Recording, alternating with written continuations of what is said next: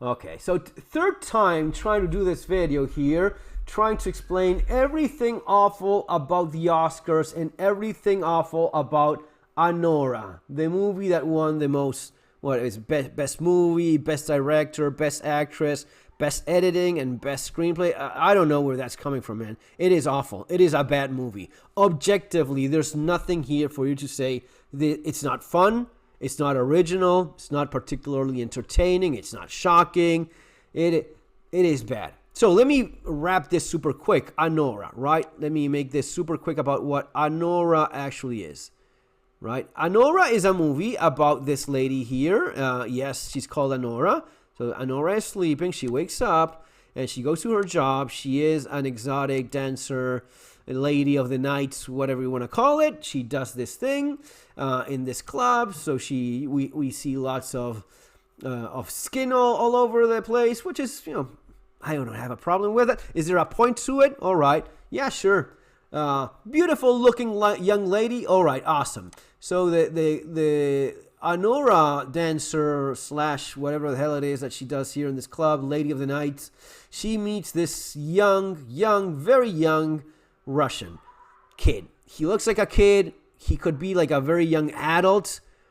Definitely stupid. An idiot. She meets this idiot. He is an idiot from the start. We all see he's an idiot. She sees he's an idiot. But this idiot, this Russian idiot, has money. And of course, the lady likes money, right? Because that's what she does. So she dances for him. She rubs all over his body and whatnot, right? So there's Anora doing the Anora thing. And then the kid says, you know what? I'll hire you. He takes her to his place. He's like the son of a Russian oligarch. We get that from right away. So he has a lot of money, but he's young and he's very stupid. Okay. So Anora gets paid and she does what Anora does. And they show all of the things that Anora does for a gentleman that is paying for her services. I don't have a problem with that, especially if there's some point to it. All right. So we have this scene, right? So they bang, right? They bang quite a bit, and then some more, and then some more, and then some more. All right. They have a lot of fun. This is like the most. Yeah, this is what they show in the trailer. The other is a lot more explicit. Full explicit acts of stuff, right?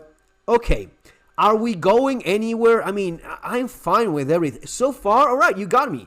This kid, he looks like he's fucking 12. He got this dancer, and they're in his place. What happens now? And he likes Anora. Anora is hot. Sure. Yeah. He has money. He pays. Anora likes money, so they stick together for a while longer. And they shake. Yeah, you know what? You're going to stay with me for a week? Well, that's a lot of time. That's a lot of dances. All right, but I have a lot of money. I'll pay. And he pays. I don't know what the wild part is, man. I don't know what it is. Have these people not seen a good movie? Have they? There's so many twists where you have thought, okay, now it doesn't do that. It doesn't do that. So he pays the lady, and they keep on doing these things. They go to Vegas. They have some friends, and again, more of these scenes, more explicit scenes, and so on. Okay, what is it? And yeah, this is like all the time. Make Pretty Woman. Yeah, I guess that they thought that's these scenes, that the explicit scenes are edgy. I don't know. If it's gonna be an X-rated movie, but you think anyone gets shocked by seeing people having in 2025?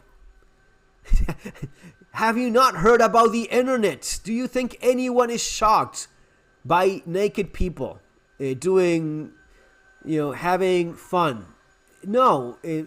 Variety? No. It is not making Pretty Woman look like a Disney movie. Disney movies are a lot scarier than this because of, a lot of... So they go to Vegas, and he says, being the smart Russian oligarch son that he is, he says, let's get married. I like the lady. I want to spend more time with her. I'll get married. And he buys her a ring, and they go to Vegas, and they get married. And then he goes back to doing whatever bullshit he is doing, which is, again, 12-year-old looking kid playing video games with the dancer right there. But then the family learns about this situation and they send the Russian thugs that work for the Russian oligarch. And they say, there it is, Ivan. Ivan, open the door. What? No, Ivan, don't open the door. We are married. We're husband and wife. And Ivan says, no, I'm a fucking simp. I will open the door. And Ivan, that is an idiot, that has no balls, as the most coward creature ever to appear in the planet, opens the door, and then he runs away, leaving Anora alone completely with the Russian thugs. And here is where, yes, it starts looking like a Disney movie, because Anora, she's tough, and she starts fighting the Russian mobsters. And these have to be the nicest Russian mobsters in the fucking planet, because instead of slapping her around and doing the usual things that these people usually will do with a lady that works in a club, they are very respectful about it all, I guess. Now, we have to annul this marriage because the parents of the kids said that this marriage needed to be annulled because we're not letting our kid marry this lady. And Ivan had run away. So they start looking for Ivan and they drive around looking for Ivan, right? They remember the good old times. And finally, after a long, long time of where is Ivan, they finally find Ivan. They get on a plane, they fly back to Vegas, and they get their marriage annulled. That's it. That's Anora. I was like, what in the actual... What is this?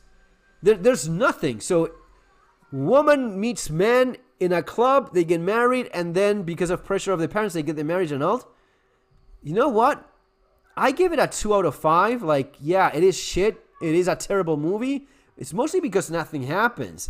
Now, at the start of the movie, the first 10 minutes, okay, you're showing the situation. Now things could get interesting. Son of an oligarch, the lady, all right, yeah, we have the steamy scenes and all of that. Then more steamy scenes and more and more and more. Okay, yeah, I'm not complaining, but are we going anywhere? Yeah.